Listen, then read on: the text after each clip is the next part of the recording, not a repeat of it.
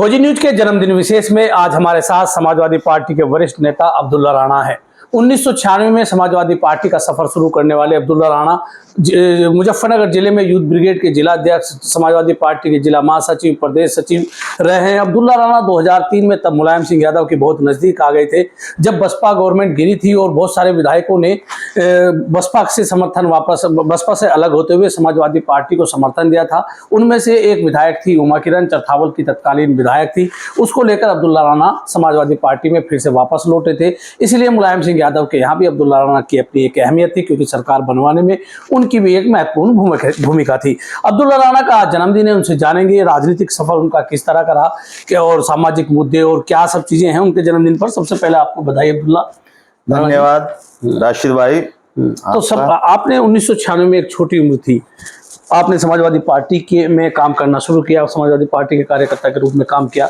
कैसे मन में आया कि मुझे समाजवादी पार्टी की सियासत करनी है? मैं जब कॉलेज में पढ़ता था तो मैं फर्स्ट ईयर में था, 11वीं कक्षा में। तो मैं कॉलेज गया तो इत्तेफाक से उसी कॉलेज में मुलायम सिंह जी की रैली हो रही थी। तो चूँकि मुलायम सिंह जी के बारे में हम बहुत सुन रहे थे 89 से, और लगातार वो पॉपुलर हो रहे थे नेताजी उस टाइम। तो मैं स्कूल बंक करके स्कूल में अंदर कक्षा में न जाकर मैं सीधा रैली में पहुंच गया। मेरे कई साथी आए बुलाने कि चलो टीचर बुला रहे हैं। मैंने कहा जब तक मैं मुलायम सिंह जी का भाषण नहीं सुन लूँगा मैं नहीं जाऊँगा।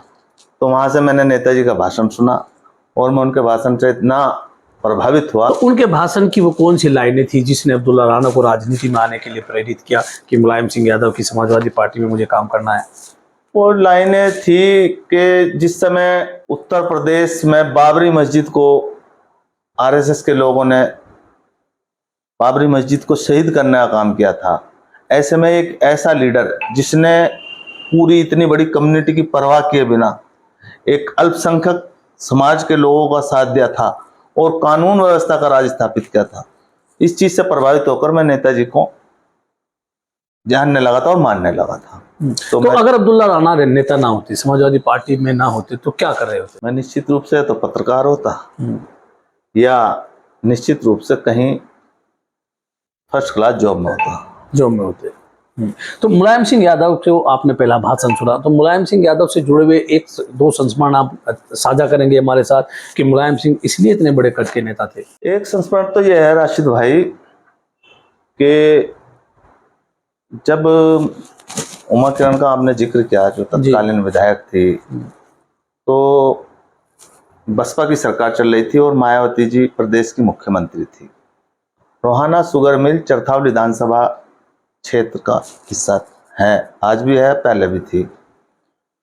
तो उस समय नागल से विधायक होते थे इलम सिंह और धर्म सिंह सैनी विधायक होते थे, नकुड़ वाले ये विधायक थे। क्षेत्र के कुछ किसान रोहाना के और रोहाना के आसपास के गांवों के किसान आए और इत्तेफाक से देखो कि दिवाली का ही टाइम था, दिवाली सर पे थी। तो उन्होंने कहा जी, क्योंकि गन्ना का पेमेंट की बहुत स्थिति खराब थी, तो उन किसानों ने आकर दबाव बनाया विधायक जी पे कि जी हमारा कुछ पेमेंट दिवाली से पहले हो जाए तो किसान दिवाली मना लेगा। तो उन्होंने इलम सिंह विधायक जी से और जो धर्म सिंह सैनी है उनसे कहा, तो तीनों लोग उस दिन इत्तेफाक से जिस दिन कैबिनेट की मीटिंग करती थी मुख्यमंत्री मायावती जी, उस दिन वो विधायकों से भी मिलती थी, उनकी सारी बातें सुनती थी। तो सब इकट्ठा होकर गए, उसमें मैं भी शामिल था। तो उन्होंने कहा जी दिवाली सर पे है और आप गन्ने का कुछ पेमेंट रोहाना शुगर मिल का कराते हैं। तो उन्होंने उस पर कोई विशेष ध्यान नहीं दिया, मायावती ने उस पर कोई ध्यान नहीं दिया। मतलब मुझे लगा किसानों की इतनी बड़ी समस्या है, मुख्यमंत्री के पास आए तो कुछ तो। वहीं जब 2003 में मुलायम सिंह मुख्यमंत्री बने तो ये मुद्दा मुलायम सिंह जी के नेताजी के दरबार में पहुंचा। पंचम तल पर मैं भी मौजूद था, DS बग्गा चीफ सेक्रेटरी थे। तो जब नेताजी से कहा कि जी दिवाली सर पे है, क्योंकि उन्होंने अगस्त में मुख्यमंत्री शपथ ली थी 30 अगस्त के आसपास, और सितंबर का महीना था, अक्टूबर का ही, और नवंबर में दिवाली थी। तो उनके पास गए तो उन्होंने चीफ सेक्रेटरी को बुलाया, उन्होंने कहा हम गन्ना किसानों का पेमेंट करना चाहते हैं। तो चीफ सेक्रेटरी ने कहा कि जी हमारे खजाना खाली है और हम इस टाइम प्रदेश सरकार जो है पेमेंट करने की स्थिति में नहीं है। तो मुलायम सिंह जी ने कहा कि मुझे ये बताइए कि IAS और TCS अफसरों की कितनी तनख्वाह एक महीने में आप देते हैं। तो उन्होंने जोड़ के बताई जो भी थी, मैं वो थी। उन्होंने कहा 2 महीने की तनख्वाह रोक दो, गन्ना किसानों का पेमेंट कर दो। तो ये अपने आप में एक बड़ा फैसला मुलायम सिंह यादव जी का फैसला, मतलब मैं कंपैरिजन कर रहा था वहां खड़ा हुआ दोनों चीफ मिनिस्टर के बारे में। तो नेताजी इसलिए नेताजी थे, वो जानते थे कि किसान की कितनी समस्या है, किसान किससे ग्रस्त है, किसान जो आम आदमी किसान मेहनत करता है। तो एक तो ये बहुत बड़ा। तो राजनीति से जुड़ा हुआ वो किस्सा अब्दुल्ला राणा हमारे साथ शेयर करेंगे कि कभी मन में आया कि नहीं मैंने राजनीति में आके अच्छा किया, और मैंने अगर मैं राजनीति में ना होता, नेता ना होता, तो ये काम नहीं कर सकता था। नहीं, राजनीति में आने का फैसला तो मैं अच्छा मानता हूँ, क्योंकि ये एक ऐसा प्लेटफॉर्म है कि इससे आप आम आदमी की जितनी मदद की जा सकती है। तो जब मैंने बहुत सारे, जब हम सत्ता में रहते हैं या हम सियासत करते हैं, और जब कोई परेशान हाल व्यक्ति आता है और जब हम उसकी मदद कर देते हैं, तो एक आत्मिक संतुष्टि जो मिलती है, तो वो शायद किसी। तो अब्दुल्ला राणा का कोई राजनीतिक जीवन का, सार्वजनिक जीवन का कोई एक किस्सा जिसको अब्दुल्ला राणा को हमेशा याद रहता हो? मैं रात को लेटा हुआ था कमरे पे, मैं ऊपर डबल स्टोरी पर, ऊपर मेरा रूम था। 1:30 बजे कुछ लोग ट्रैक्टर ट्रॉली लेकर आते हैं, और वो जो है उन्होंने गेट खटखटाया। बाहर जो भी नौकर था उसने कह दिया अब तो सो रहे रहा, मतलब 1:30-2 बजे का टाइम रहा होगा रात का। तो इत्तेफाक से जब वो आवाज से आई तो वहां खड़े होकर बात करने लगे, मेरी आंख खुल गई। मैंने विंडो से देखा तो मैंने कहा यार कहाँ रात 2 बज रहे, कौन आ गए? मैं उन्हें जानता भी नहीं था। तो वो खड़े होके उसे जब मना कर दिया, वो मेरे से बहुत ज्यादा परिचित भी नहीं थे, मेरा नाम सुन के जरूर आए थे वो कि भाई वो नेता है। तो इत्तेफाक से आप शाहपुर क्षेत्र गए, वो शाहपुर क्षेत्र का एक गांव में, वहीं के वो लोग थे। वो नेताओं के बारे में बात करने लगे, नाम तो मैं नहीं बताऊंगा, जिले के कई जब लीडरशिप रही है, आज भी है वो लीडरशिप।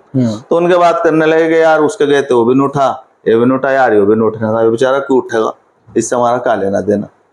मैं उनकी बात सुन के मैंने तभी गेट खोला और उनसे कहा कि इन्हें बिठा लो।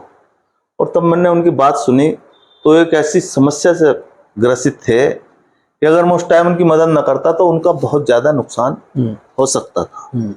तो जब उनकी मैंने मदद की रात को 2 बजे, और वाकई उनकी जो समस्या जायज थी, और उनके साथ जाति पुलिस के द्वारा बहुत ज्यादा की जा रही थी, और जब मैंने उस जाति से उन्हें बचाया तो मुझे लगा कि नहीं ये अच्छा फैसला है, और अच्छा किया। तो अब्दुल्ला राणा, चूंकि आज आपका जन्मदिन है, तो अब्दुल्ला राणा जब अकेले में होते हैं तो कौन सा गाना गुनगुनाना पसंद करते हैं? कौन सा एक पसंदीदा गाना अब्दुल्ला राणा का है? पसंदीदा तो बहुत सारे हैं, लेकिन एक गाना अक्सर मैं जब कॉलेज में था तो मैं गिटार वगैरह बजा लेता था, और अच्छी गिटार बजाता था मैं, सभी दोस्त भी सुनते थे। और वो गाना था अजीब दास्तां है ये, कहाँ शुरू कहाँ खत्म, ये मंजिलें हैं कौन सी, न वो समझ सके न वो समझ सके नाम। तो किसके लिए था? अब ऐसे ही किसी के लिए। अच्छा, ऐसे ही गुनगुनाना अच्छा लगा। तो अब्दुल्ला राणा का आज मतलब कोई खाने में क्या सबसे ज्यादा पसंद है, जो घर में रहते हो सबसे ज्यादा फेवरेट अब्दुल्ला राणा की खाने की पसंद हो, डिश हो? एक तो मुझे सूखी दाल बनती है हमारे यहाँ, कभी मौका लगा तो आपको खिलाऊंगा। वो बिल्कुल सूखी बनती है, उड़द की दाल, केवल मिर्ची और नमक डलता है उसमें, और कुछ नहीं। एक वो पसंद है, और खाने में जो है मटर बिरयानी मेरे पसंदीदा है। फिल्मों के शौकीन है? बिल्कुल। कौन सी फिल्म ऐसी है जो सबसे ज्यादा अच्छी लगती है अब्दुल्ला राणा को?